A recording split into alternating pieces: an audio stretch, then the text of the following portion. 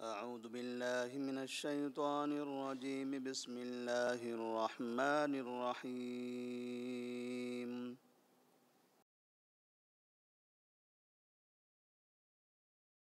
قل يا أهل الكتاب تعالوا إلى كلمة سواء بيننا وبينكم ألا نعبد إلا الله ولا نشرك به شيئا ولا يتخذ بعضنا بعضا أربابا من دون الله فإن تولوا فقولوا اشهدوا بأننا مسلمون۔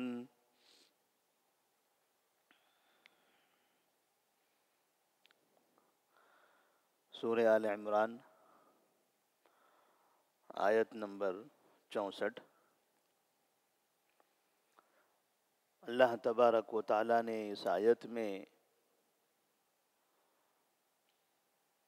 انسانوں کے درمیان اتحاد اور اتفاق کا ایک نظام، ایک اور فارمولہ بیان فرمایا ہے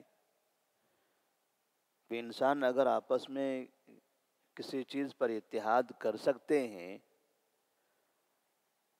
تو وہ کون سی چیز ہوگی جس پر سارے انسان متحد ہو سکتے ہیں۔ اللہ تبارک و تعالیٰ نے اسی کی طرف یہاں اشارہ فرمایا ہے۔ قل یا اہل الکتاب، اے محمد صلی اللہ علیہ وسلم آپ کہہ دیجئے اے اہل کتاب۔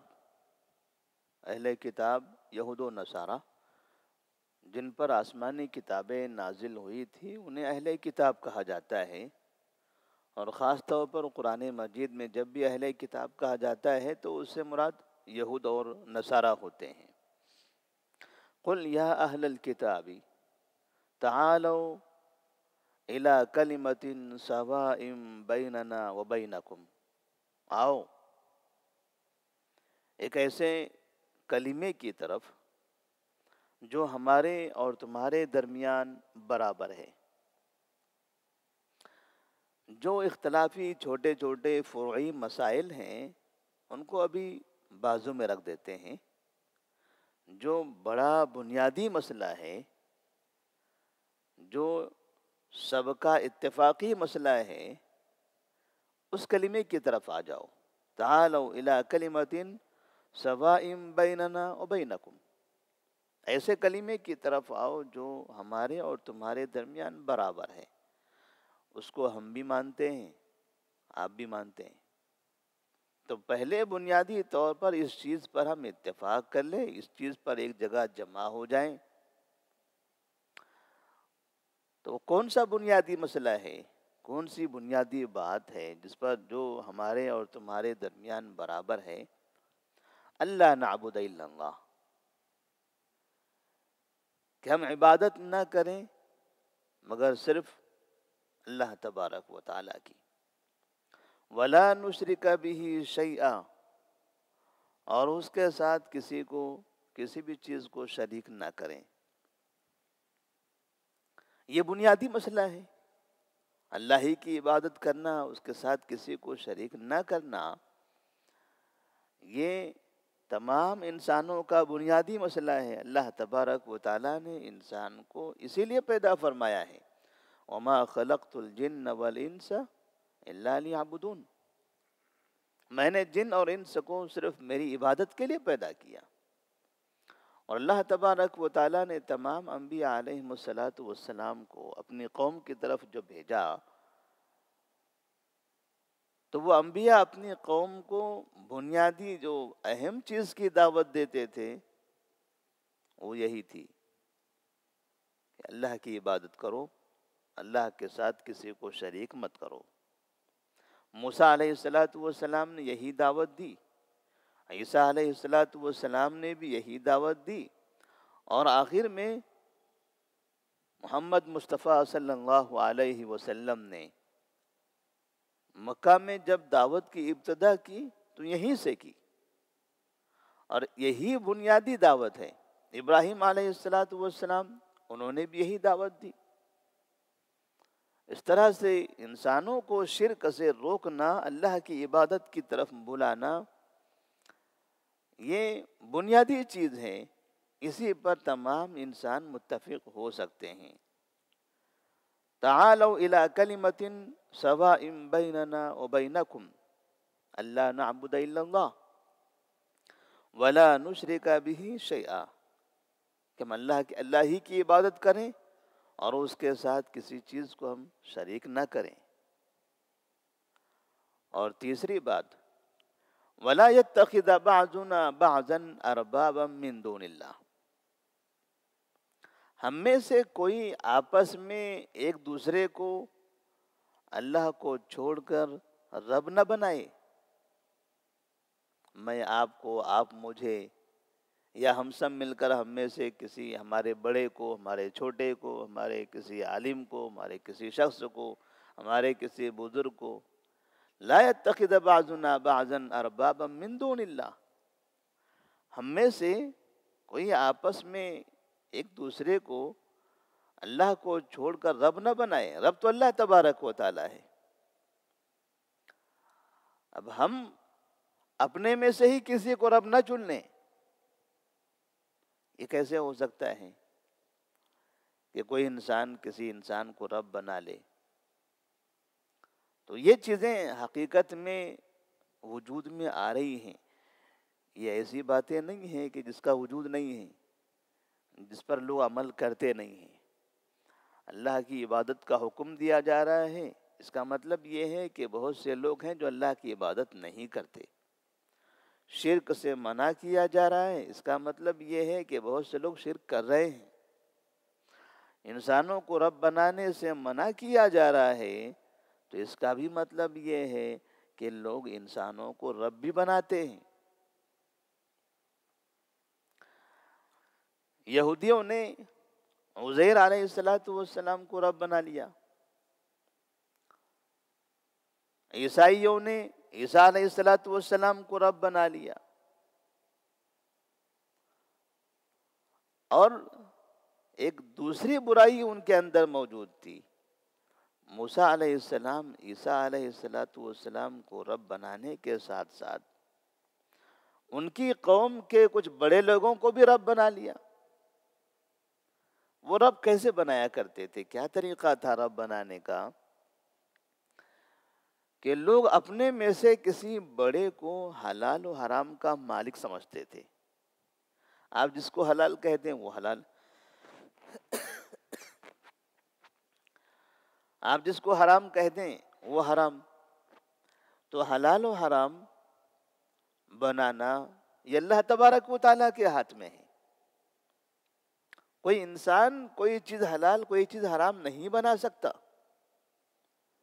لیکن بنو اسرائیل میں، یہودیوں کے پاس، عیسائیوں کے پاس، ان کے جو پیشوا ہوتے تھے، ان کے جو بڑے ہوتے تھے، ان لوگوں کو اس بات کا اختیار دیا جاتا تھا کہ وہ کسی چیز کو چاہے حلال کر دیں، کسی چیز کو چاہے حرام کر دیں۔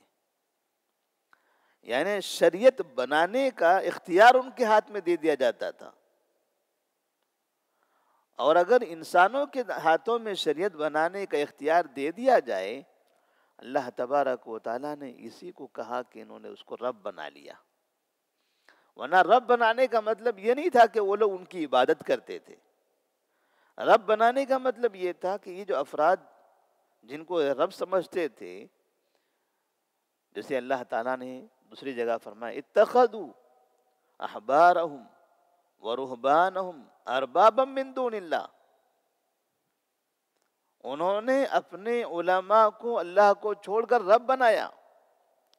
احبار اور رہبان یہودیوں کے علماء اور عیسائیوں کے علماء کو کہتے ہیں۔ احبار یہودیوں کے علماء کو کہا جاتا ہے، اور رہبان راہب، ہم نے سیرتوں میں راہب کا واقعہ پڑھا تھا، راہب عیسائیوں کے علماء کو کہا جاتا ہے۔ اللہ فرماتے انہوں نے اپنے علماء کو رب بنا لیا۔ تو کیسے اپنے علماء کو رب بنایا تھا؟ حلال و حرام کا مالک سمجھ کر۔ اس کا مطلب یہ ہوا کہ اگر مسلمانوں میں سے بھی کوئی شخص اپنے علماء کو حلال و حرام کا مالک سمجھتا ہے تو یہ بھی ان کو رب بنانے کے جیسا ہوا۔ حلال و حرام اللہ تبارک و تعالیٰ کے ہاتھ میں ہے، اور پھر اللہ تبارک و تعالیٰ نے نبی صلی اللہ علیہ وسلم کو وہ قدرت عطا فرمائی ہے۔ آپ صلی اللہ علیہ وسلم نے ساری چیزوں کی وضاحت کر دی، حلال کیا ہے، حرام کیا ہے۔ اب کسی بھی شخص کو، کسی امام کو، کسی عالم کو، کسی بڑے شخص کو اس بات کا اختیار نہیں ہے کہ اب اس میں تبدیلی کریں، کیونکہ اگر شریعت بناتے ہیں، شریعت میں تبدیلی کرتے ہیں تو یہ بڑا جرم ہو جائے گا۔ اور پھر کوئی عالم، کوئی امام، کوئی محدث، کوئی فقیہ جو حقیقت میں امام ہو، اللہ کا پرہیزگار بندہ ہو، متقی ہو، نیک ہو، یہ حرکت کبھی نہیں کر سکتا ہے۔ نیک انسان یہ کام کرے گا؟ نیک انسان اس کا تصور بھی نہیں کرے گا۔ جو امام ہو، جو محدث ہو، جو فقیہ ہو، جو اللہ کا ولی ہو، وہ انسان زندگی میں کتاب و سنت پر مر جاتا ہے،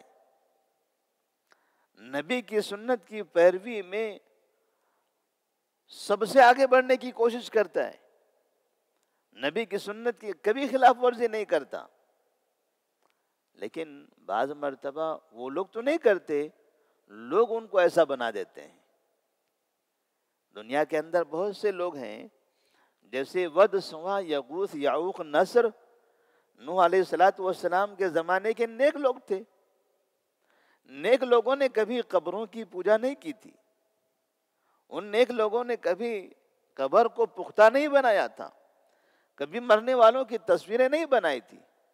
وہ تو اپنے انبیاء کی پیروی کرتے تھے، انبیاء پر ایمان رکھتے تھے، ان کے بتائے ہوئے طریقے کے مطابق زندگی گزارتے تھے۔ وہ اس دنیا سے چلے گئے، بعد میں لوگوں نے ان کو اپنا خدا بنا لیا۔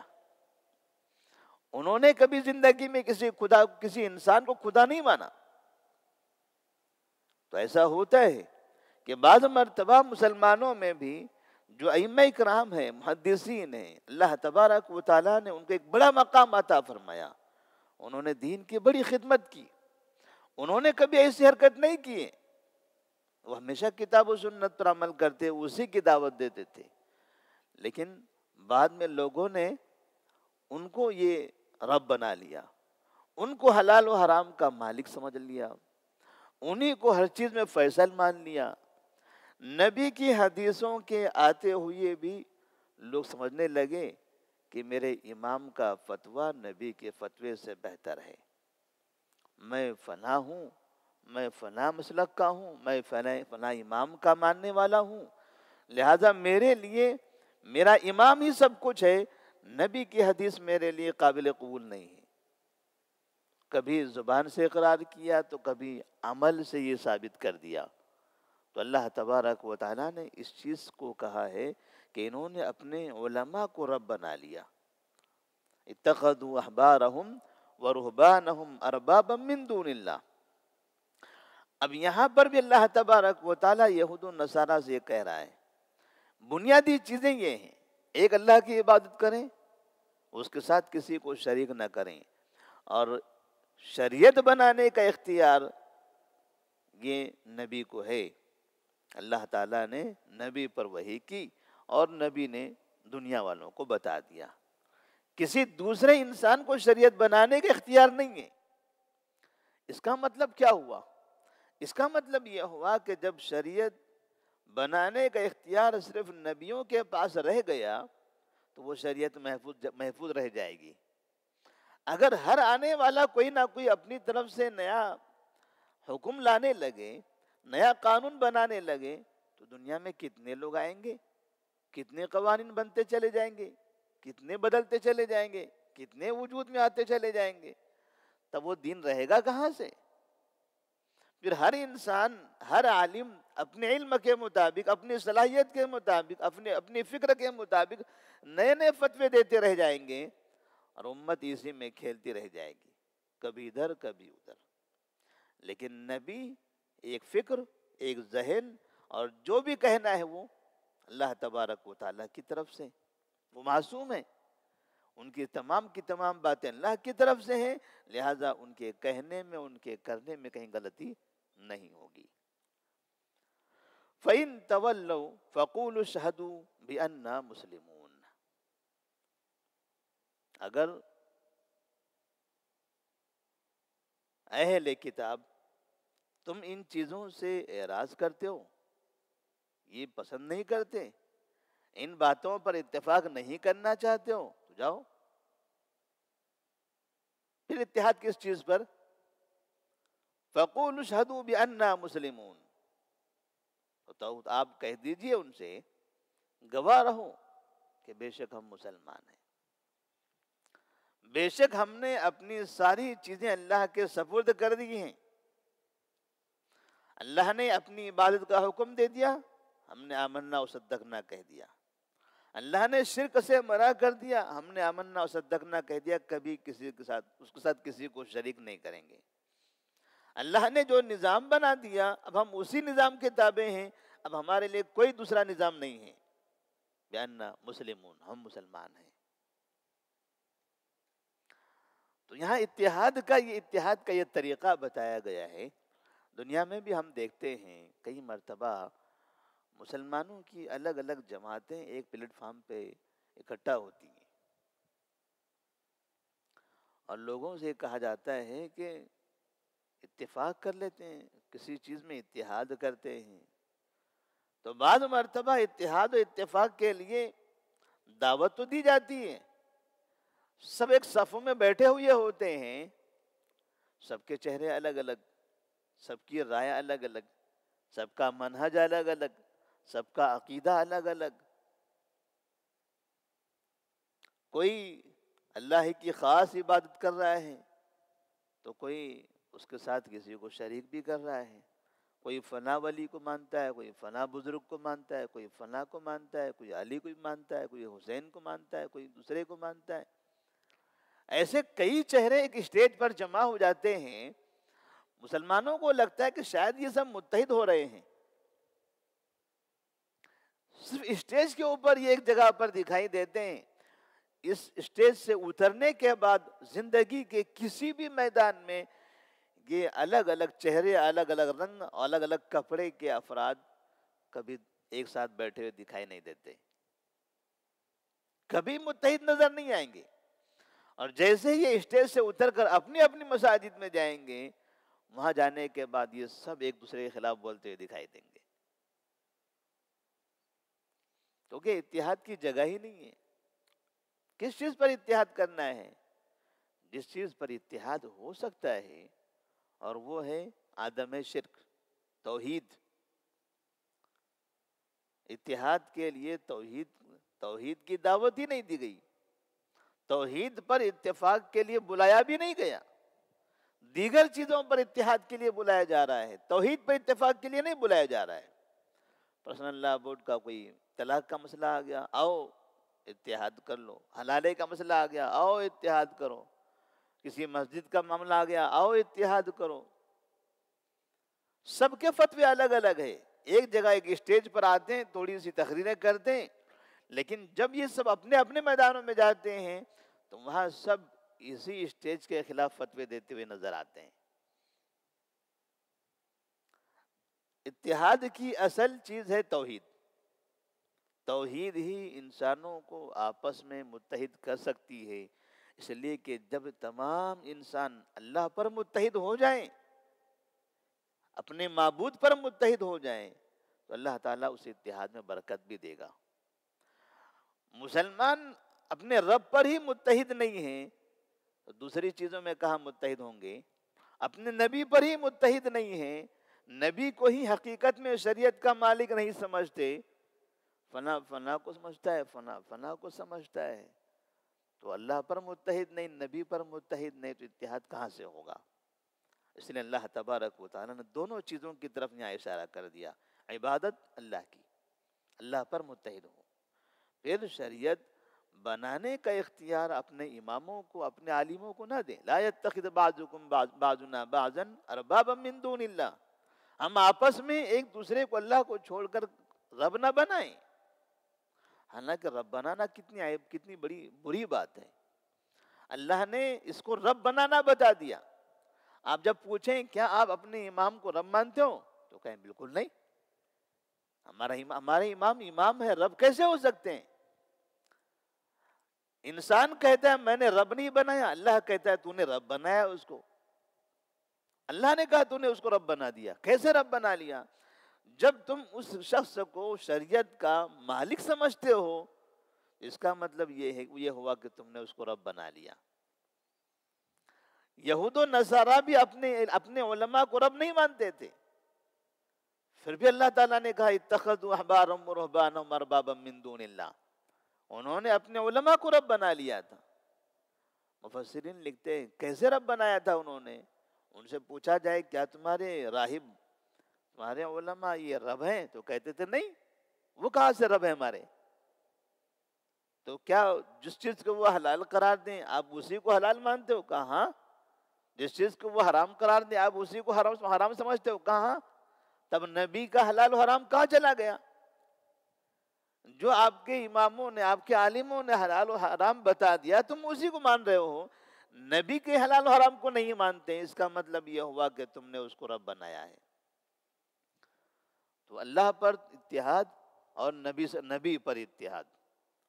اللہ تبارک و تعالیٰ سے دعا ہے کہ اللہ تبارک و تعالیٰ ہم تمام مسلمانوں کو اللہ ہی کی عبادت کرنے کی توفیق عطا فرمائے، شرک سے ہم تمام کی حفاظت فرمائے، ایک اللہ کی عبادت پر ہم سب کو متحد بنائے.